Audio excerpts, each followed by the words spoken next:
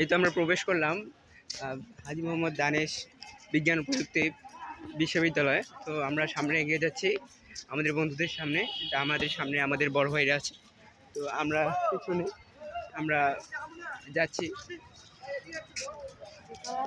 পিছনে আছে কিন্তু একটু একটু দূরে থাক, একটা বাস আসতেছে, ওই হাজী মোহাম্মদ দানেশ বিজ্ঞান ও প্রযুক্তি বিশ্ববিদ্যালয়ের বাস হয়তো এটা হয় আসলেই।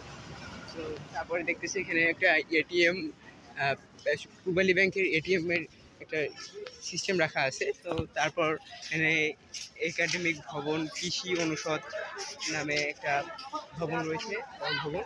এখানে নিরাপত্তা শাখা রয়েছে। তো আমরা দেখতে পাচ্ছি যে এই মুহূর্তে আমাদের স্কুলের সকল শিক্ষার্থীরা এখানে জড়ো হচ্ছে। আমরাও এখানে আসবো। আস্তে আস্তে আমাদের দেখা হয়ে গেল আমার এই পরিচিত বড় ভাইয়ের সাথে। তো ভাইয়া, কি অবস্থা?